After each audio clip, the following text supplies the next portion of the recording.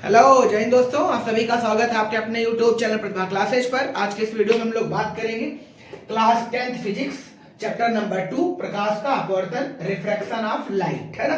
इसके पहले हम लोगों ने चैप्टर 1 पे बात की थी प्रकाश के परावर्तन पर। प्रकाश के परावर्तन पे क्या क्या पढ़ा था, 5 मिनट लेंगे, आपको समझा देते हैं, देन यहाँ आते हैं, है ना। तो प्रकाश के परावर्तन में हम लोगों ने सबसे पहले प्रकाश के बारे में पढ़ा था, प्रकाश के कुछ कैरेक्टर पढ़े हुए थे। प्रकाश के बारे में ये पढ़ा था, प्रकाश एक वैद्युत चुंबकीय तरंग है जो निर्वात में 3 × 10⁸ मीटर पर सेकेंड की चाल से चलता है। जब ये माध्यम में प्रवेश करता है तो ये चाल इससे घट जाती है और इसकी तरंग दैर्ध्य होती है 3900 से 7800 एंगस्ट्रॉम, और ये हमारी दृश्य संवेदनाओं को संवेदित कर देता है और हम वस्तुओं को आसानी से देख सकते हैं। फिर प्रकाश का परावर्तन पढ़ा था। परावर्तन में हम सबने पढ़ा था कि जब हम किसी प्रकाश को किसी चिकने तल पर गिराते हैं, जैसे मान लीजिए टॉर्च को अगर हम शीशे पर गिराते हैं तो उसका हम देखते हैं कि उसका जो प्रकाश का भाग है वो वापस लौट आता है।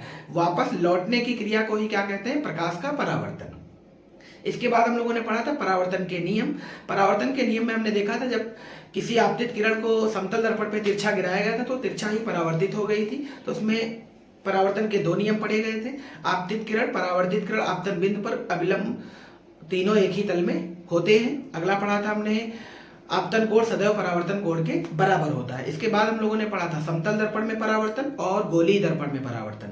समतल दर्पण में परावर्तन का आपको अच्छे से डायग्राम करके सिखाया था हमने। गोलीय दर्पण में 2 दर्पण पढ़ाए गए थे, उत्तल दर्पण और अवतल दर्पण, है ना। उत्तल दर्पण कौन सा होता था, जिसका परावर्तक तल उभरा हुआ होता था, है ना, वो उत्तल दर्पण कहलाता है। और अवतल दर्पण कौन सा होता है, जिसका परावर्तक तल धंसा होता है। क्लियर हो गया नहीं, बहुत अच्छे। इसके बाद हम लोगों ने पढ़ा था इमेज फॉर्मेशन। इमेज फॉर्मेशन में हमने 6 स्थितियां पढ़ाई थी आपको अवतल दर्पण में, 2 स्थितियां पढ़ाई थी उत्तल दर्पण में। उन स्थितियों में क्या था उनको आप अच्छे से रीड करते रहिएगा। अगर आपको वो याद नहीं है तो पीछे जाकर के वो वीडियो देख सकते हैं। हालांकि जब वीडियो अपलोड किया जाता है तो डिस्क्रिप्शन में सभी वीडियो का लिंक डाल दिया जाता है, आप आराम से वहां से देख सकते हैं, ठीक है ना।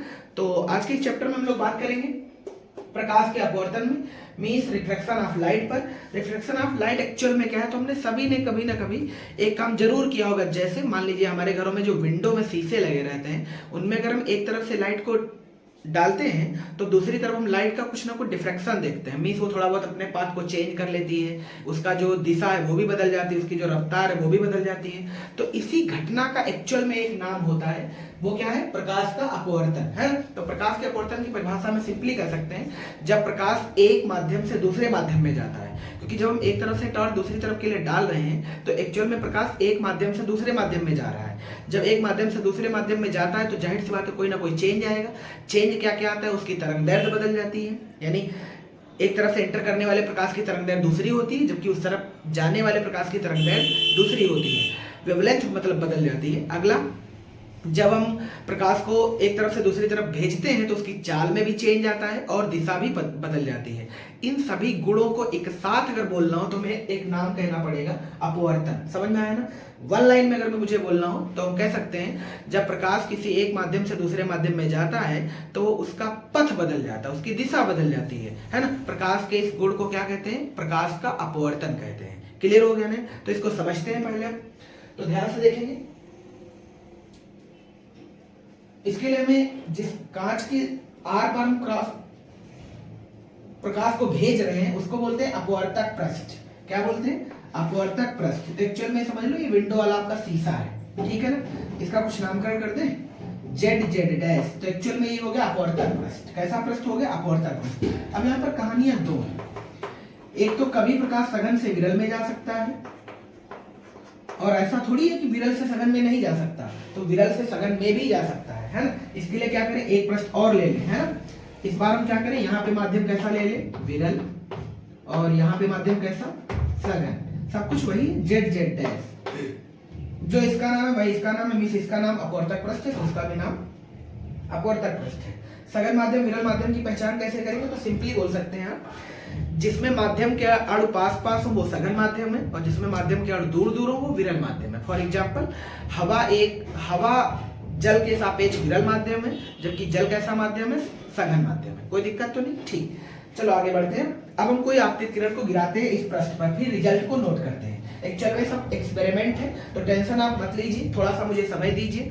हम जल्दी आपके एक्सपेरिमेंट की भी थोड़ी बहुत व्यवस्था जरूर करेंगे। हालांकि लाइट के एक्सपेरिमेंट तो जरूर आपको करके दिखाएंगे क्योंकि लाइट के इंस्ट्रूमेंट ज्यादा महंगे नहीं है, ठीक है ना। तो थोड़ा वेट कर लीजिए। इसी साल के अंतर्गत सब कुछ करा देंगे, ठीक है ना। तो कोशिश करेंगे इस बार ही कि अगर ये चैनल ठीक ठाक चल रहा है, आप लोग सपोर्ट कर रहे हैं, अपना प्यार दिखाएंगे, तो यहाँ पर हम एक स्क्रीन लगाने की सोचेंगे, और जब स्क्रीन लगा लेंगे फिर आपसे उम्मीद करेंगे कि आप मेरे लिए भी कुछ बेहतर करेंगे, और आपसे वादा करते हैं कि हम भी आपके लिए बेहतर से बेहतरीन करेंगे। समझ में आ गया ना। चलो आगे बढ़ते हैं। तो ये एक अपवर्तक पृष्ठ है। एक बार हमने लिया है सघन, एक बार विरल, इधर विरल से सघन, है ना। तो सघन से विरल जाने का मतलब है कि प्रकाश समझो यार जल से हवा में जा रहा है, यहाँ मान लो हवा से जल में जा रहा है, ठीक है। तो एक्चुअल में रिजल्ट क्या नोट हुआ, तो एक आपतित किरण हमने गिराई ऐसे, है ना। और हम सभी जानते हैं जो भी हम डिफ्रैक्शन चेंज देखेंगे, मींस ये प्रकाश कैसे जाएगा, किस दिशा में जाएगा, उसके लिए हम एक लंबोत रेखा खींचते थे। आपको याद होगा, इसको हम अभिलंब कहते हैं। क्या कहते हैं? अभिलंब, है ना। तो एक्चुअल में ध्यान से देखो तो इसका ये सीधा पथ है, यानी प्रकाश को ऐसे जाना चाहिए था, है ना। ये इसका ओरिजिनल पथ है। ओरिजिनल पथ समझते सब, मतलब ये प्रकाश को रियल में ऐसे जाना चाहिए था, बट जब रिजल्ट में नोट किया गया तो देखा गया प्रकाश कुछ ऐसे जाता है, मतलब अभिलंब से दूर हट जाता है। अभिलंब से दूर हट गया, इसका मतलब कुछ तो गड़बड़ आया। तो कुछ गड़बड़ आने में इसकी जो दिशा थी वो ओरिजिनल पथ से चेंज हो जाती है। इसी गुण का एक्चुअल नाम क्या है? अपवर्तन है। समझ में आ गया ना। तो जब सघन से विरल में जाएगी तो इसको थोड़ा छोड़ कर जाएगी। और ऐसा एक्चुअल में होता क्यों, तो सिंपली समझो आप, जब हम रोड पर सफर करते हैं तो जब तक ब्रेकर नहीं आता है तब तक हम स्पीड मेंटेन रख सकते हैं, स्पीड को बढ़ा सकते हैं। बट अगर रास्ते में ब्रेकर आ जाए तो ब्रेकर के हिसाब से हमारा पाथ चेंज हो जाता है। अगर नॉर्मल ब्रेकर है तो हम आराम से निकल सकते हैं, अगर ब्रेकर की थोड़ी हाइट है तो गाड़ी जाते हुए थोड़ा ना डायरेक्शन में भी मुड़ जाएगी, इधर उधर, बिल्कुल सीधी नहीं जा पाएगी, है ना। तो एक्चुअल में मुड़ गया ना प्रकाश। तो अगर ये समझ लो विरल वाले माध्यम में जो अपवर्तनांक है, अपवर्तनांक में इस माध्यम की जो ताकत है, एक्चुअल में पदार्थ का गुण है। अपवर्तनांक पदार्थ का गुण है, समझ में आ गया ना। तो विरल माध्यम में जो अपवर्तनांक की ताकत होती है वो कम होती है, कम होती है, इसलिए प्रकाश अभिलंब से दूर हट जाता है। मींस यहाँ पर फैल करके निकलता है, आराम से चौड़ा होकर के निकलता है। रीजन क्या है? क्योंकि इधर इसको कोई रोकने टोकने वाला नहीं है। बट वही काम जब इस वाले माध्यम में होता है, जब प्रकाश विरल से सघन में एंट्री करता है, ये हो गई आपतित किरण, और यहां पर हमने एक अभिलंब खींच लिया, और ये इसका ओरिजिनल पथ है। ये जो हमने डायरेक्ट खींचा ये इसका ओरिजिनल पथ है ना। बट रिजल्ट में क्या नोट हुआ, जब हमने बाय एक्सपेरिमेंट देखा, हमें ऐसा लग रहा कि ऐसे जाना चाहिए, बट ऐसे ये नहीं जाता है, कुछ ऐसे। आप दोनों में अंतर समझ पा रहे होंगे। जब प्रकाश सघन से विरल में गया तो अभिलंब से दूर हट गया, मींस फैल करके चौड़ा करके निकला। बट जब वो सघन माध्यम है जहां की ताकत ज्यादा थी, आराम से सिकुड़ गया। समझ में आ गया ना। ठीक, अब ध्यान से सुनना। हम सभी जानते हैं अभिलंब क्यों खींचा जाता है? कोण को मेजर करने के लिए। किसको मेजर करने के लिए? कोण को मेजर करने के लिए। तो यहाँ पर ये आपतित किरण है। ये कौन सी किरण है? आपतित किरण है। आपतित किरण का अभिलंब के साथ जो कोण बनेगा उसको हम आपतन कोण कहेंगे, और आपतन कोण को हमने पीछे परावर्तन वाले चैप्टर में आई से लिखा था, और यहाँ भी आई से ही लिखा जाएगा, कोई दिक्कत तो नहीं। बहुत अच्छे, आगे बढ़ते हैं। ये है अपवर्तित किरण। कौन सी किरण? अपवर्तित किरण। अपवर्तित किरण का अभिलंब के सापेक्ष जो कोण बनेगा उसे अपवर्तन कोण कहते हैं, और अपवर्तन कोण को हम स्मॉल आर से लिखते हैं। कोई दिक्कत तो नहीं। ठीक, जो काम इधर हो रहा है वही काम इधर हो रहा है। ये वाला एंगल आई है और ये वाला एंगल आर है। चलो कुछ नामकरण कर देते हैं। सपोज करते हैं यार, इस किरण का नाम ए बी और इसका नाम बी सी, है ना। लंब का कुछ नाम लिख ले, एन एंड डैश, इसका नाम A B C, N B and dash. कोई दिक्कत तो नहीं। बहुत अच्छे, समझ में आया सभी को। ठीक, अब एक बार कुछ बातें नोट करते हैं। क्या सघन माध्यम का अपवर्तनांक ज्यादा होता है? तो इसको कुछ नाम देते हैं, है ना। सपोज करते हैं कि सघन माध्यम का जो अपवर्तनांक, अपवर्तनांक को एक्चुअल में एन से लिखते हैं। किस अक्षर से? एन से। किसी अक्षर से तो लिखा ही जाएगा, तो अभी बता देंगे आगे। सघन माध्यम के हम अपवर्तनांक को क्या मान ले? n2। क्या मान ले? n2। और विरल वाले को क्या मान ले? n1। ये ऐसे मान लो, इसे n1 मान लो, इसे n2 मान लो, इसमें कोई बुराई नहीं है। यहां पर जो नाम इसमें दे रखे वही उसमें दे लो, चाहे इसमें दे रखे वही उसमें दे लो, कोई दिक्कत है नहीं, है ना। एक बार तो तुम्हें कांस्टेंट रखना ही पड़ेगा। हमने सघन माध्यम को n1 माना, विरल माध्यम को n2। यहां पर विरल को n2 मान लिया, सघन को n1 मान लिया, है ना। अब रिजल्ट में क्या है ध्यान से देखो। ऑलवेज याद रखना आप लोग, सघन माध्यम का जो अपवर्तनांक होता है मीन्स ताकत होती है वो ऑलवेज विरल माध्यम से ज्यादा होती है। मीन्स यहाँ का माध्यम ज्यादा पावरफुल है यहाँ के माध्यम की अपेक्षा। इसका मतलब ये हुआ कि N1 ग्रेटर है किससे? N2 से। N1 ग्रेटर है N2 से। देन ध्यान से देखो क्या एंगल R ग्रेटर है I से। ये कुछ समझ आया कैसे हुआ? अरे यहां पर एंगल ज्यादा है, अगर मान लीजिए 30 डिग्री है तो 30 डिग्री से ज्यादा, क्योंकि 30 डिग्री तो डेड डैश के साथ बनाएगा, 30 डिग्री डेड डैश के साथ बनाएगा क्योंकि रेखा तो इधर से निकल रही है प्रकाश किरण, इसका मतलब 30 डिग्री से ज्यादा है। समझ में आया सभी को? बहुत अच्छे।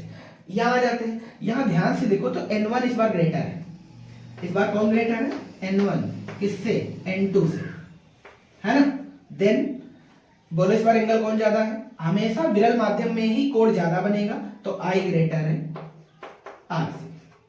ये बेसिक बातें आपको जितनी ज्यादा हो सके याद रखना है ना, ताकि न्यूमेरिकल आप इजीली समझ सकते हैं। आप हमेशा याद रखना, हमेशा कोण किस माध्यम में ज्यादा बड़ा बनेगा? विरल माध्यम में। किसके सापेक्ष? सघन माध्यम के। समझ में आ गया ना? ठीक, बहुत बढ़िया। अब क्या करते हैं, कुछ नामकरण कर देते हैं। तो नामकरण सुन लो एक बार फटाफट। जो जेड डैश है वो क्या है? अपवर्तक पृष्ठ है। ए बी क्या है? आपतित किरण है। पॉइंट बी क्या है? जहां पर प्रकाश किरण गिर रही है, इसको बोलते हैं आपतन बिंदु। क्या बोलते हैं? आपतन बिंदु। और बीसी कौन सी किरण है? अपवर्तित किरण है। अगर हम बात करें कोण की तो एन बी ए बोलो चाहे ए बी एन बोलो, कोण ए बी एन इक्विवेलेंट किसके है? आई के। और कोण एन डैश बी सी किसके इक्विवेलेंट है? आर के। जो काम इधर है सेम उधर ही वही काम हो रहा है, कोई बुराई नहीं है। यहां तक उम्मीद करते हैं आपको समझ आया होगा, कोई समस्या नहीं है, ठीक है ना। इसके बाद हम लोग पढ़ते हैं कुछ और बातें, जैसे कि आपने पीछे पढ़ा होगा प्रकाश के, हमने जब परावर्तन पढ़ा है तो वहां पर एक लाइन लिखाई गई थी नियम में, आपतन कोण सदैव परावर्तन कोण के बराबर होता है। बट यहाँ पर ध्यान से देखो तो आपतन कोण अपवर्तन कोण के बराबर नहीं है। जब इस वाले माध्यम में बात करो तो अपवर्तन कोण आपतन कोण से ज्यादा है, जबकि इस वाले में बात करें हम तो आपतन कोण अपवर्तन कोण से ज्यादा है। कोई दिक्कत तो नहीं। जबकि यहाँ पर अपवर्तन कोण आपतन कोण से ज्यादा है, उस वाले में आपतन कोण अपवर्तन कोण से ज्यादा है। उम्मीद करते हैं आपको डायग्राम समझ आए होंगे, मीन्स प्रकाश का अपवर्तन क्लियर हो चुका होगा। इसके बाद पढ़ते हैं सघन और विरल माध्यम क्या होते हैं। तो सघन और विरल माध्यम को यहीं से थोड़ा सा समझ लेते हैं। देखो ये एक्चुअल में प्रकाश है ना। तो हमने अभी भी कहा था यहाँ पर प्रकाश एकदम फैल कर चल रहा है। फैल कर चलने का मतलब है जब हम रोड पे चल रहे हैं, अगर ब्रेकर नॉर्मल है तो हम स्पीड को कम चेंज करेंगे, मीन्स भगाते हुए दौड़ाते हुए चले जाएंगे। वहीं पर अगर ब्रेकर ज्यादा पावरफुल हुआ तो हम गाड़ी को थोड़ा स्टे करेंगे, देन आगे बढ़ेंगे। इसका मतलब ये हुआ विरल माध्यम को हम सिंपली पहचान सकते हैं जिसमें प्रकाश की चाल ज्यादा होती है। जिसमें प्रकाश की चाल ज्यादा हो वो विरल माध्यम, और जिसमें प्रकाश की चाल कम हो अप्रॉक्स वाले माध्यम के, देन वो माध्यम कैसा होगा? सघन माध्यम। बहुत सिंपल सी परिभाषा है। क्लियर हो गया नहीं? बहुत अच्छे। इसके बाद आगे बढ़ते हैं हम लोग कुछ बातें और, ये बातें समझ लीजिए आप। जैसे हम सभी जानते हैं क्या जो अपवर्तनांक है उस पर ही तो एक कोण डिपेंड कर रहा है, मीन्स अपवर्तनांक के थ्रू ही तो कोण वेरिएबल हो रहा है। इसका मतलब ये है क्योंकि हम सभी जानते हैं अलग अलग रंगों का जो प्रकाश का अपवर्तनांक है वो अलग अलग होता है। जैसे बैंगनी रंग के लिए अपवर्तनांक सबसे ज्यादा, रेड के लिए अपवर्तनांक सबसे कम, है ना। यानी अगर हम अब यहाँ पर कुछ लिखना ध्यान से देखते हैं, हमने यहाँ पे लिखा NV ऑलवेज ग्रेटर होता है NR से। ये बात हमने कहां से लिखी? तो हमने एक चीज आपको पीछे पढ़ाई थी, याद होगा, विबग्योर। कौन सी चीज? विबग्योर। विबग्योर में हम इस कलर पे चर्चा कर रहे हैं, V पर, V मीन्स वायलेट और R मीन्स रेड। हमने आपको इसमें तरंगदैर्घ्य के बारे में बताया था, 3900 एंगस्ट्रॉम वायलेट की तरंगदैर्घ्य होती है और 7800 एंगस्ट्रॉम रेड की तरंगदैर्घ्य होती है। बाकी के जो नंबर है वो इनकी तरंगदैर्घ्य होती है। समझ में आया सभी को? इसका मतलब ये हुआ कि जो वायलेट कलर का अपवर्तनांक होता है वो ज्यादा होता है और रेड कलर का अपवर्तनांक कम होता है ना। तो अपवर्तनांक इधर की तरफ घट रहा है, इधर की तरफ घट रहा है तो जाहिर सी बात है चाल इधर की तरफ बढ़ेगी। अगर हम तुमसे पूछे कौन से रंग में प्रकाश की चाल या कौन से अपवर्तनांक वाले प्रकाश में चाल ज्यादा होगी, तो रेड वाले की ज्यादा, ओ वाले की उससे कम, वाई वाले की उससे कम, सबसे कम किसकी? वायलेट की। समझ में आया सभी को? बहुत अच्छे। उम्मीद करते हैं ये आप सभी को आया होगा। इसके आगे बढ़ते हैं। इसके आगे बढ़ने में आपको दो नियम पढ़ने होते हैं। दो नियम को पढ़ने के लिए आपको स्लैब में अपवर्तन की घटना दिखानी पड़ती है। स्लैब में इस कांच का एक गुटका होता है, एक आयताकार गुटका होता है, समझो घनाभ के जैसा, 3D आकृति घनाभ के जैसा है। ये सब गुटका वगैरह सब कुछ आपको दिखाएंगे, थोड़ा सा टाइम लेंगे आपसे, ठीक है ना। तो दीजिए मुझे 2-4-5 महीने, दिवाली तक व्यवस्था कर दी जाएगी। ठीक, आगे बढ़ते हैं यार। आप थोड़ा सा सपोर्ट दिखाइए यार, है ना, देन हम आपकी मदद और अच्छे से कर सकते हैं, है ना, बाय एक्सपेरिमेंट भी दिखा सकते हैं। और अभी तो कोई सपोर्ट नहीं है ना, मेहनत जाया ना जाए, तो थोड़ा बहुत आप भी अपना प्यार दिखाते रहिए, ठीक है ना। चलो आगे बढ़ते हैं। उस प्यार दिखाने में कुछ खास काम नहीं करना है, आप दोस्तों को अपने चैनल के बारे में बता सकते हैं, है ना, और उनको ऐड कर सकते हैं, और उनसे कहिए और लोगों को भी ऐड करते रहिएगा, बस यही तो काम करना है आपको, है ना, कर दीजिएगा, इसमें क्या बुराई है। चलो आगे बढ़ते हैं। अब अपने को पढ़ना है अपवर्तन के नियम। अपवर्तन के नियम पढ़ने से पहले एक्चुअल में अपवर्तन की घटना को हम स्लैब में करके देखते हैं। स्लैब मींस कांच का गुटका होता है जो घनाभ के आकृति का होता है, घनाभ आप सभी जानते हैं, जिसकी कम से कम 2 साइडें चेंज हो। क्लियर हो गया ना, ठीक। तो हमें क्या करते हैं, गुटका बना लेते हैं। 3D नहीं बनाएंगे हम लोग, 2D में बना लेंगे।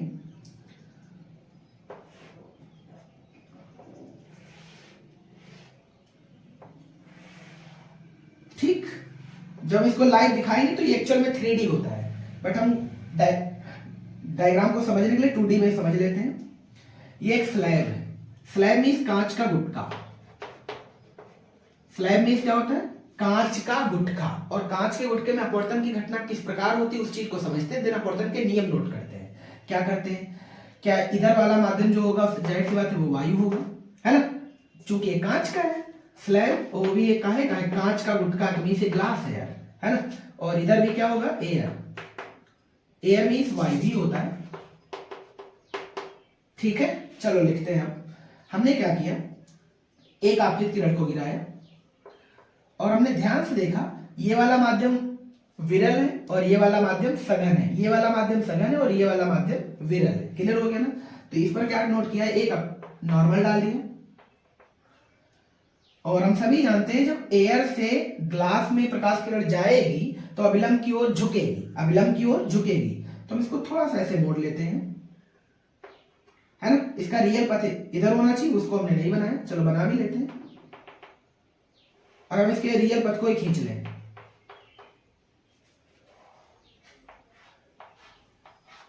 ठीक, ये इसका रियल पथ है, बट ये ऐसे तो जा ही नहीं रही है ना, यहाँ पे मुड़ रही है। क्यों मुड़ रही है वो आप जानते हैं। यहाँ पर एक अपवर्तन, एक अभिलंब और डाल लेते हैं।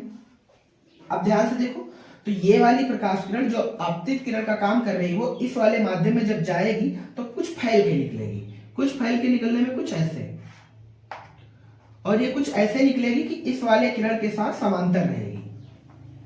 ओरिजिनल वाली किरण के साथ कैसी रहेगी, समांतर। समझ में आया सभी को, ठीक। अब ध्यान से देखते हैं, कोणों को मेजर कर लेते हैं यार। ये एंगल आई, ये एंगल आर, ये वाला एंगल आई, ये वाला एंगल आर। समझ में आया सभी को, ठीक। इसमें कुछ बातें लिखी, उनसे कुछ खास फर्क पड़ेगा नहीं मेरे ख्याल से, कोई मतलब ही नहीं उनको लिखने का, है ना। तो ये अब सिर्फ डायग्राम बनाना आना चाहिए, बस रिजल्ट ये नोट किया जाता है जो एक्चुअल में अपवर्तित किरण है वो आपतित किरण के पैरेलल होती है। स्लैब में जब हम प्रकाश की लाइट को इंजेक्ट करते हैं, इंटर कराते हैं, तो हमें जो निर्गत लाइट मिलता है, मीन्स निर्गत प्रकाश मिलता है, वो ऑलवेज इस वाले प्रकाश के पथ में होता है, मीन्स इसके समांतर होता है। तो जो कि आप यहाँ पर देख भी पा रहे होंगे, ये वाली दोनों किरणें कैसी हैं, एक दूसरे के समांतर है, मीन्स इनके बीच का थीटा 0 है। कोई दिक्कत तो नहीं, ठीक। बस इतना ही समझाना था इसमें। इसके बाद इसमें अपवर्तन के नियम पढ़े जाते हैं। अपवर्तन के नियम क्या है, 2 ही नियम है, आप पढ़ लीजिए ध्यान से। तो पहला कह रहा है आपतित किरण, अपवर्तित किरण तथा आपतन बिंदु पर खींचा गया अभिलंब तीनों एक ही तल में होते हैं। ये बात पहले से आपको पता भी थी। और पॉइंट नंबर 2 जो है, पॉइंट नंबर 2 में आपने पढ़ा था परावर्तन में आपतन कोण सदैव परावर्तन कोण के बराबर होता है, बट यहाँ बराबर नहीं होता है। यहाँ क्या होता है, किन्हीं 2 माध्यमों तथा एक ही रंग के प्रकाश के लिए, किन्हीं 2 माध्यमों, क्या यहाँ पर 2 माध्यम है, air glass, air glass, glass air, किन्हीं 2 माध्यमों के लिए एक ही रंग के प्रकाश के लिए। एक ही रंग के प्रकाश के लिए क्यों, क्योंकि अलग अलग रंग के लिए अलग अलग आंसर आता है, ये बात अभी भी बताई थी हमने।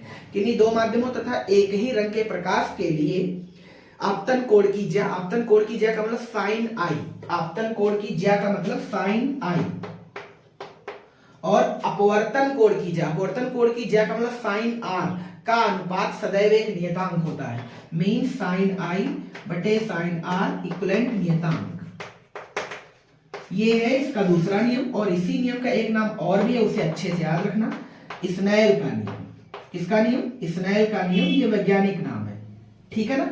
तो साइन आई बटे साइन आर बराबर नियतांक, ये अपवर्तन का दूसरा नियम है। और इसी दूसरे नियम का एक और भी नाम है स्नेल का नियम। किसका नियम, स्नेल का नियम, याद रखना, ठीक है ना। आगे बढ़ते हैं। एक चीज और बोली गई है, हम इसे नियतांकों को चेंज करके लिख सकते हैं। क्या लिख सकते हैं, मीन्स हम ये लिख सकते हैं साइन आई बटे साइन आर इक्वलेंट एन, जहां पर एन क्या है, माध्यम का अपवर्तनांक है। जहां एन क्या है, इधर लिख देते हैं, जहां एन क्या है, माध्यम का अपवर्तनांक है। और अपवर्तनांक हमने आपको बता ही रखा है, एक्चुअल में एक ताकत है जो प्रकाश को मोड़ने का काम करती है। जो क्या काम करती है, प्रकाश को मोड़ने का काम करती है। और विरल माध्यम में अपवर्तनांक कम होता है, मीन्स विरल माध्यम का जो अपवर्तनांक है वो कम होता है, इसलिए वो प्रकाश को कम मोड़ पाता है, इसलिए वो प्रकाश फैल होकर के निकलता है, मीन्स फैल जाता है, जैसे कि आप यहाँ देख पा रहे होंगे। और सघन माध्यम में प्रकाश का अपवर्तनांक ज्यादा होता है, इसलिए जो प्रकाश होता है वो अभिलंब की ओर मुड़ जाता है, जैसा कि आप यहाँ पे देख पा रहे होंगे। कोई दिक्कत तो नहीं? ठीक, आगे बढ़ते हैं। आगे बढ़ने से पहले आपको कुछ चीज और बता देते हैं। अपवर्तनांक का प्रकाश की चाल के साथ संबंध क्या होता है। हालांकि हम लोग यहाँ पर सापेक्ष अपवर्तनांक की बात कर रहे हैं, निरपेक्ष की नहीं, ठीक है ना। तो पहले थ्योरिटिकल बात सुन लेते हैं, देन आराम से लिखते हैं, तो समझ लेते हैं फार्मूला क्या है। अपवर्तनांक को डिफाइन करने के लिए एक फार्मूला है, निर्वात में प्रकाश की चाल, निर्वात में प्रकाश की चाल बटे में माध्यम में प्रकाश की चाल, और इनके अनुपात को ही क्या बोलते हैं, माध्यम का अपवर्तनांक, है ना। तो इसमें बुक में कैसे डिफाइन किया गया एक बार सुन लो। लिखा है एक माध्यम के सापेक्ष दूसरे माध्यम का अपवर्तनांक उन माध्यमों में प्रकाश की चालों के अनुपात के बराबर होता है ना। जैसा कि इधर देख भी पा रहे होंगे, निर्वात में प्रकाश की चाल तथा माध्यम में प्रकाश की चाल को उस माध्यम का क्या कहते हैं, अपवर्तनांक कहते हैं। सपोज अगर हम ये कहें निर्वात में प्रकाश की चाल को C से लिखा जाए, माध्यम में प्रकाश की चाल को V से लिखा जाए, देन हम n का एक फार्मूला क्रिएट कर पाएंगे, n बराबर C/V। हम सभी जानते हैं जहां C क्या है, प्रकाश की चाल है, वो भी निर्वात में, और निर्वात में प्रकाश की चाल तो कांस्टेंट होती है, 3 × 10⁸। इसका मतलब ये वाला टर्म तो कांस्टेंट है।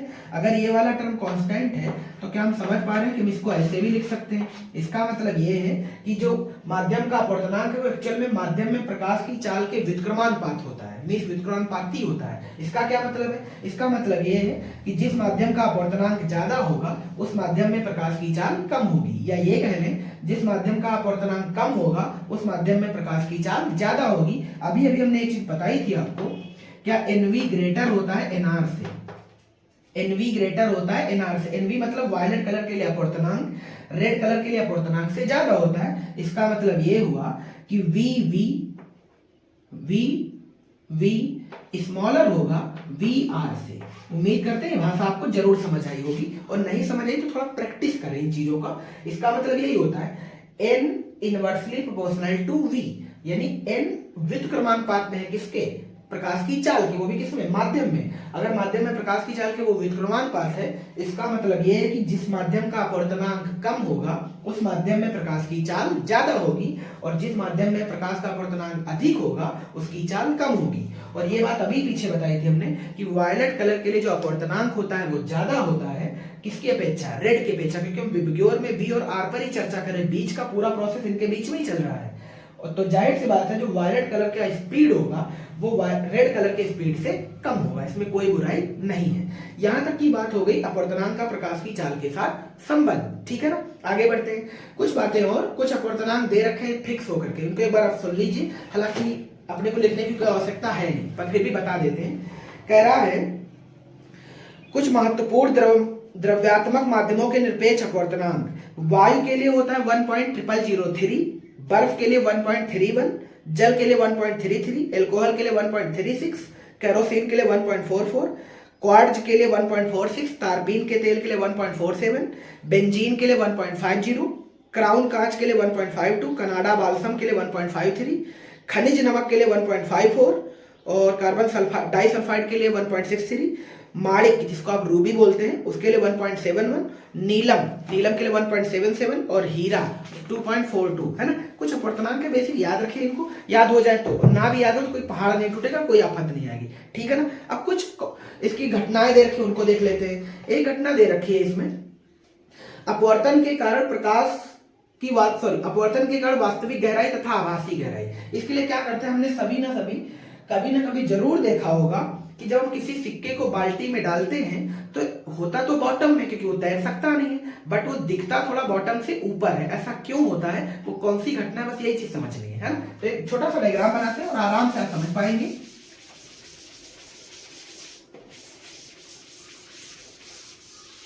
चलो इसके लिए क्या करें, एक बाल्टी टब बना लेते हैं ना, बाल्टी टब बनाते हैं थोड़ा बड़ा सा।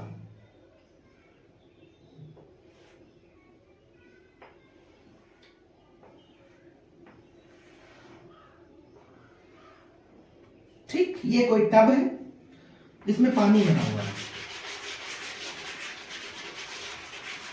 क्या भरा हुआ है, पानी, वाटर, है ना। ये इसकी सरफेस है, ये इसका तल है और ये इसका बॉटम है। जब हम किसी सिक्के को इसमें डालेंगे तो चलो ठोस होता है, तो जाहिर सी बात है कि वो यहाँ नीचे बॉटम पर आ जाएगा। ठीक है, एक कॉइन बना लिया हमने। ये क्या है, कॉइन, जिसे आप सिक्का कह सकते हैं। क्या कह सकते हैं, सिक्का, कॉइन, है ना। अब क्या होगा, क्या ये अंदर माध्यम कैसा है, तो आप कहेंगे सघन है। ये माध्यम कैसा है, सघन है। और बाहर का माध्यम कैसा है, तो आप कहेंगे विरल है, कोई दिक्कत नहीं। ठीक, अब यहां पे मान लीजिए हम अपनी आंख लगाकर देखते हैं।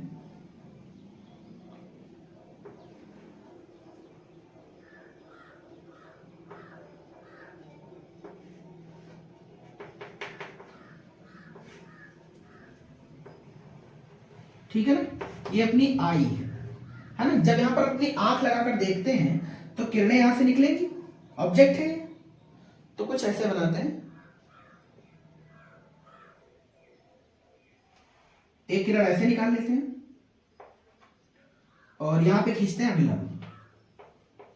हम सभी जानते हैं किधर मुड़ेगी, अभिलंब की ओर झुकेगी, अभिलंब की ओर झुकेगी। सॉरी, बाहर माध्यम विरल है, अभिलंब से दूर हटेगी। ठीक, एक किरण कम से कम और ले लेते हैं।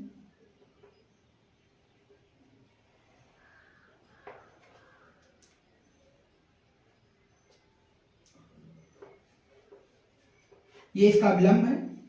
अब बोलो, क्या ये भी अभिलंब से दूर हटेगी, तो आप कहेंगे बिल्कुल, है ना। अब ध्यान से देखो, ये पैरेलल नहीं है, ये किरणें पैरेलल नहीं है, तो ये आगे तो कभी मिल नहीं सकती। तो इसके लिए क्या होता है, एक्चुअल में पीछे कहीं से नजर आएंगी। तो ये यहां काटेगी। क्या जहां पे काट रही हैं वो पॉइंट इस सरफेस से थोड़ा ऊपर है, तो जो सिक्का एक्चुअल में यहां पर स्थित था उसका एक आभासी इमेज यहां बन जाएगा। ये रियल इमेज नहीं है, ये कैसा इमेज है, आभासी। अरे यहां पर सिक्के का कैसा इमेज बनेगा, आभासी सिक्का। अरे हमारी आंख को लगेगा सिक्का इधर है, बट रियल में वो इधर है। ऐसा क्यों हुआ, तो ये घटना कौन सी है, अपवर्तन। यानी प्रकाश के अपवर्तन के कारण जो बॉटम में सिक्का रखा था वो हमें कहां दिखाई देगा, थोड़ा ऊपर, बॉटम से थोड़ा ऊपर। उसका रीजन क्या है, क्योंकि जब प्रकाश किरण सघन माध्यम से विरल माध्यम में जाती है तो अभिलंब से दूर हट जाती है। अभिलंब से जब दूर हट जाती है तो हम जब पीछे इन किरणों को मिलाते हैं तो एक्चुअल में सिक्का मुझे यहां नजर आता है। ठीक है ना। एक ऐसा ही कॉन्सेप्ट और भी दे रखा है, जब पानी में पेंसिल रखी जाती है तो प्रकाश के अपवर्तन के कारण वह मुड़ी हुई प्रतीत होती है। ऐसा क्यों होता है उसको भी समझ लेते हैं। तो उसके लिए भी एक डायग्राम बना लेते हैं। तो इसे इरेज करते हैं। आप इस डायग्राम को बना बनाकर भी समझ सकते हैं, ठीक है ना। इसके लिए क्या करें, अगेन एक बॉटम ले लेते हैं, बाल्टी टब कुछ भी।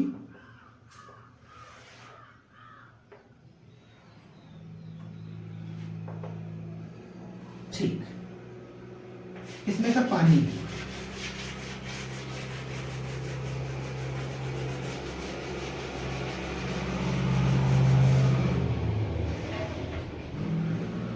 ठीक है ना, अगेन इसमें वाटर है, तो जाहिर सी बात है ये माध्यम सघन होगा और बाहर वाला माध्यम विरल होगा जहां पर हमारी आंख है ना। इसके लिए क्या करें, एक पेंसिल को इसमें डुबो के रख देते हैं।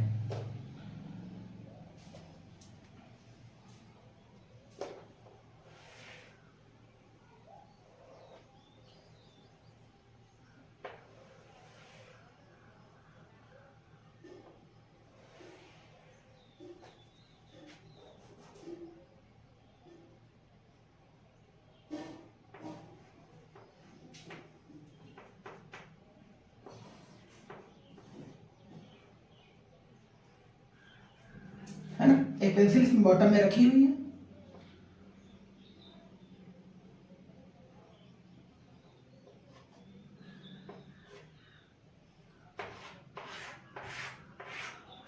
ठीक, ये पेंसिल है।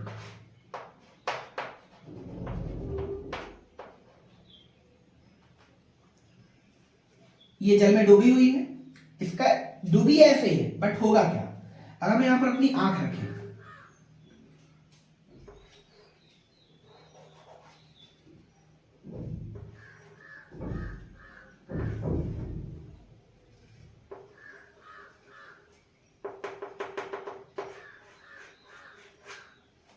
ये आंख है,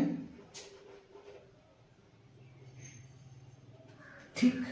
अब ध्यान से देखते हैं। एक किरण कुछ ऐसे ले लें, ये इसका नॉर्मल है। अब लंब से दूर हटेगी, ऐसे जाएगी। एक किरण और ले लेते हैं, ये इसका नॉर्मल है। अब लंब से दूर हटेगी, ऐसे जाएगी, है ना। आगे के मिल सकती है, इसके लिए क्या करेंगे, इनको पीछे खींच लेते हैं। कहां खींचते हैं इनको, पीछे।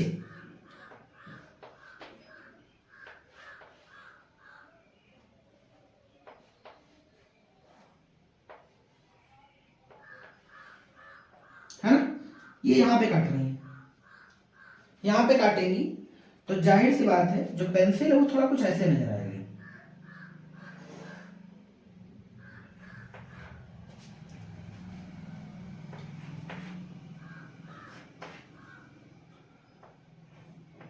कुछ ऐसे। ये इसका रियल इमेज की आभासी, आभासी, क्योंकि रियल में पेंसिल कहां है, नीचे, है ना। तो यहां से थोड़ी टूटी सी नजर आ रही, अरे झुकी हुई सी नजर आ रही। ऐसा भी किस घटना की वजह से हुआ, अपवर्तन की वजह से। उम्मीद करते हैं यहां तक कि किसी को कोई दिक्कत हुई ही नहीं होगी। कोई दिक्कत तो नहीं, ठीक, बहुत अच्छे। इसके बाद आगे पढ़ लेते हैं हम लोग क्रांतिक कोण क्या है। क्या पढ़ते हैं, क्रांतिक कोण क्या है। इसे इरेज करते हैं, आप इन्हें बना भी सकते हैं, ठीक है।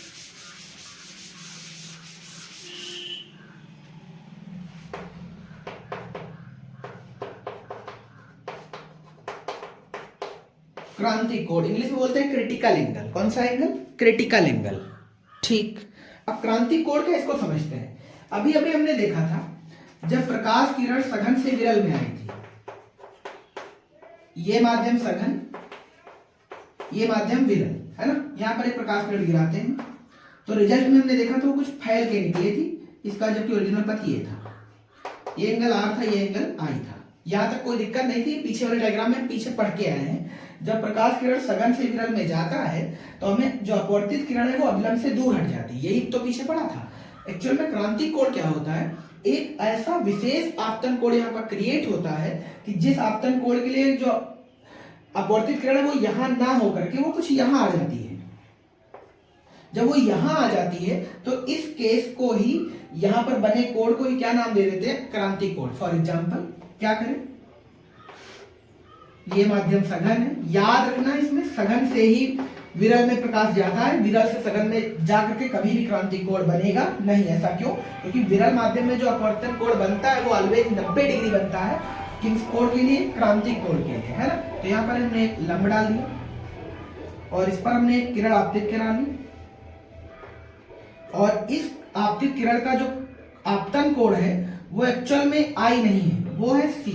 सी मीन्स आपतन कोण। आपतन कोण का ही नाम क्या है, क्रांतिक कोण, ठीक है ना। और इस कोण के लिए प्रकाश दूसरे माध्यम में नहीं जाता बल्कि उसी पृष्ठ पर ऐसे चला जाता है। पृष्ठ पर ऐसे जाएगा तो जाहिर सी बात है यहाँ का जो कोण होगा, ध्यान से देखो तो 90 होगा। कितना होगा, 90 होगा। अगर ये 90 होगा, जब ये 90 होगा तभी इसको हम सी कहेंगे, अन्यथा अगर ये 90 से कम है मीन्स आर की वैल्यू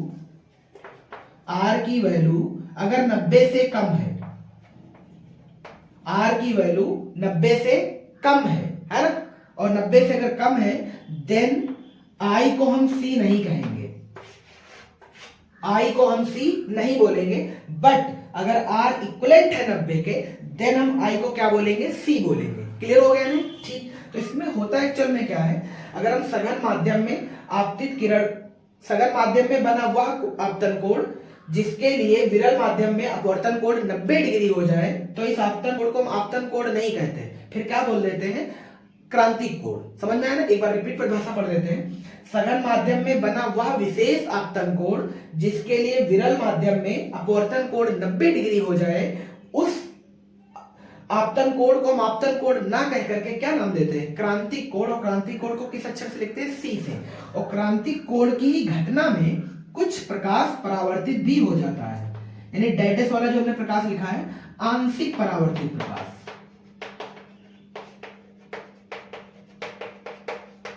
ये कैसा प्रकाश है, आंशिक परावर्तित प्रकाश, यानी कुछ मात्रा में प्रकाश का परावर्तन भी देखने को मिलता है। कौन सी घटना में, क्रांतिक कोण की घटना में। तो क्रांतिक कोण की कुछ शर्तें हैं, क्या शर्तें, ध्यान से सुन लो।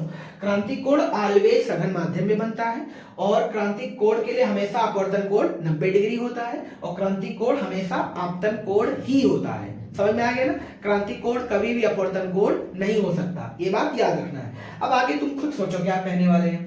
अगर हम इस आपतन कोण के थोड़ा और आगे जाए, इस प्रकाश के आपतन कोण को, क्रांतिक कोण को थोड़ा और आगे बढ़ा ले, तो प्रकाश इसके पृष्ठ पर भी ना जाकर के उसी माध्यम में लौट जाएगा। जब उसी माध्यम में लौट जाएगा तो उसी माध्यम में लौटने की घटना को बोलते हैं परावर्तन। क्या बोलते हैं, परावर्तन। मींस इसी हेडिंग से एक हेडिंग और जनरेट हो जाएगी, पूर्ण आंतरिक परावर्तन। पूर्ण आंतरिक परावर्तन। क्लियर हो गया ना? तो इसे रेस करते हैं और आगे हेडिंग समझते हैं, पूर्ण आंतरिक परावर्तन, है ना? अब इसको ध्यान से देखना।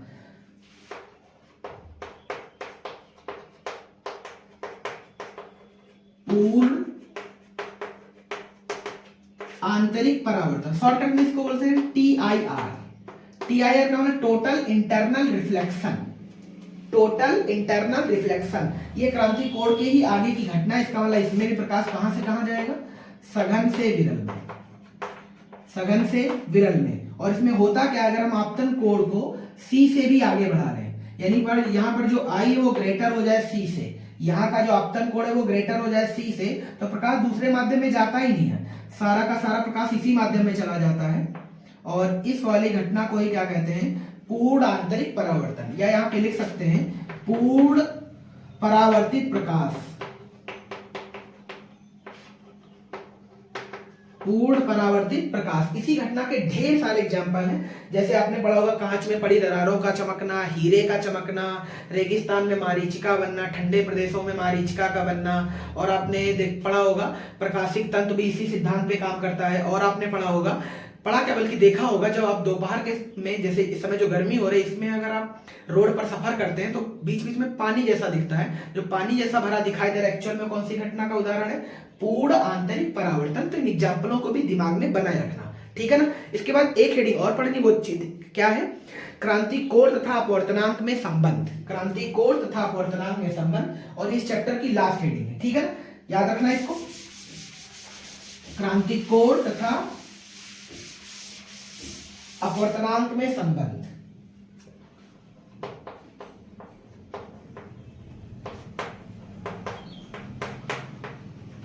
क्रांतिक कोण, इससे आपके न्यूमेरिकल भी आएंगे, तथा अपवर्तनांक में संबंध, ठीक है ना? चलो पढ़ते हैं। क्या हमें क्रांतिक कोण की घटना वाला डायग्राम खींचना है? बिल्कुल। याद करो इस घटना में होता क्या था, प्रकाश सघन से विरल में जाता था। मींस ये वाला माध्यम सघन, ये वाला माध्यम विरल। कोई दिक्कत तो नहीं? ठीक। ये लंब है, ये जो डेल्टा हमने खींचा है लंब है। हमने यहाँ पर एक आपतित किरण गिराई, और चूंकि क्रांतिक कोण में तो जाहिर सी बात है ये वाला जो कोण होगा वो C होगा। और याद करो जब ये कोण C होता था तब यहाँ पर जो कोण अपवर्तन कोण बनता था भाई साहब वो 90 था। कितना था? 90। यानी जब ये C था देन ये 90 था। अब इसका हम रिलेशन कैसे करें, तो ध्यान से देखो। अगर हम ये कहें कि हम विरल माध्यम को 1 से डिनोट करें और सघन माध्यम से 2 से डिनोट करें, तो क्या हम देख पा रहे हैं कि प्रकाश सघन माध्यम से विरल माध्यम में जा रहा है। कौन से माध्यम से? सघन माध्यम से विरल माध्यम में। तो हम स्नेल का नियम लगाते हैं। स्नेल के नियम में ध्यान से देखो, जिससे प्रकाश जाता है उसके सापेक्ष पढ़ते हैं, जिसमें जाता है उसके हम उसका अपवर्तनांक पढ़ते हैं। मीन प्रकाश हमने देखा सघन से विरल में जा रहा है, इसका मतलब दूसरे माध्यम के सापेक्ष पहले माध्यम का अपवर्तनांक लिखना है, और मुझे आराम से स्नेल नियम लगाना है। तो n का फार्मूला हम पीछे पढ़ चुके हैं, साइन आई बटे साइन आर। साइन आई बटे साइन आर। अगर आप ध्यान से देख पा रहे हो तो यहाँ पर आई की जगह हम क्या लिख सकते हैं? C। आई की जगह सी और आर की जगह बोलो कितना लिख सकते हैं 90, साइन सी बटे साइन 90 है ना। हम सभी जानते हैं साइन 90 का मान 1 होता है, इसका मतलब हम आराम से लिख सकते हैं 2n1 बराबर साइन सी। 2n1 की वैल्यू कितनी आ गई साइन सी। अब ध्यान से सुनना एक मेरी बात और, जैसे मान लो 1n2 कहीं पे लिखा है तो हम बटे में ये लिख सकते हैं 2n1 बराबर में इसी को हम ये लिख सकते हैं। इतना सा बस चेंज आप सभी को याद रखना है, ये न्यूमेरिकल में बहुत काम आएगा जब हम एक दूसरे के उल्टा निकालेंगे। जैसे दूसरे के सापेक्ष पहले का अपवर्तनांक इक्विवेलेंट साइन सी होता है, बट वहीं पर अगर हम पहले के सापेक्ष दूसरे का अपवर्तनांक निकालें तो ये हो जाएगा 1/sin c है ना। इसी चीज को पढ़ना ध्यान से देखो, हम इसे लिख सकते हैं 1/1n2 बराबर साइन सी। अब मुझे मान लो साइन सी की वैल्यू निकालनी है तो हम क्या लिख सकते हैं 1/1n2। इसमें कोई बुराई नहीं है, कोई दिक्कत तो नहीं किसी को, आपको साफ साफ दिख पा रहा है सब, बहुत बढ़िया, ठीक है नहीं। तो ये बस थोड़ा सा चेंज याद रखना, हम 1n2 को n2/n1 भी लिख सकते हैं और 1/2n1 भी लिख सकते हैं, ठीक है ना। तो इसमें होता क्या, जैसे कभी कुछ दे देगा जल के सापेक्ष वायु का अपवर्तनांक इतना दे रखा है तो वायु के सापेक्ष जल का बताओ, तो उसी वैल्यू को सिर्फ पलट देना। जैसे एक एग्जांपल दे देते हैं, वायु के सापेक्ष कांच का अपवर्तनांक 3/2 है और पूछा जाए कांच के सापेक्ष वायु का अपवर्तनांक कितना होगा, तो आंसर होगा 2/3, ठीक है ना। एक फार्मूला और सभी को याद रखना है इसी वाले से, वो है 3 माध्यमों के लिए। कितने माध्यमों के लिए, 3 माध्यम के लिए, लिक्विड, ग्लास और एयर। उसके लिए मैं सीधा सीधा फार्मूला लिख देते हैं, हालांकि कक्षा 10 में है नहीं बट इसके न्यूमेरिकल दे रखे हैं, है ना। तो इस न्यूमेरिकल को सॉल्व करने के लिए फार्मूला याद रखना, हालांकि ये इंटर में विद प्रूफ है, ठीक है। तो जब इंटर वालों को पढ़ाएंगे लाइट तब उसको हम प्रूफ भी करा देंगे, हालांकि हाई स्कूल के लेवल में है तो हाई स्कूल में हम हाई स्कूल का ही लेवल पढ़ा रहे हैं, ज्यादा नहीं बता रहे, ठीक है। तो एलएनजी का वैल्यू होता है Ang/ANN। एक्चुअल में लिखा क्या है, अरे यहाँ पर आप लिक्विड लिख सकते हैं, लिक्विड मींस जल हो सकता है, कुछ भी हो सकता है, हालांकि आपकी बुक में तो केवल जल पे चर्चा है, तो हम लिक्विड का मतलब जल समझे। जल के सापेक्ष कांच का अपवर्तनांक इक्विवेलेंट होता है वायु के सापेक्ष कांच का अपवर्तनांक और बटे में वायु के सापेक्ष द्रव का अपवर्तनांक। इन फार्मूलों को याद रखना है, ठीक है ना। तो इसी के साथ ये क्लास एंड करते हैं और मिलते हैं नेक्स्ट क्लास में। तब हम लोग बात करेंगे लेंस। किसकी बात करेंगे, लेंस। लेंस में इमेज का बनना, लेंस में अपवर्तन की घटना और लेंस में आवर्धन, बहुत सारी बातें करेंगे, कोई दिक्कत तो नहीं। इसी के साथ ये वीडियो एंड करते हैं, मिलते हैं नेक्स्ट वीडियो में, बात करेंगे लेंस पर, ठीक है। थैंक्स फॉर वॉचिंग, जय हिंद।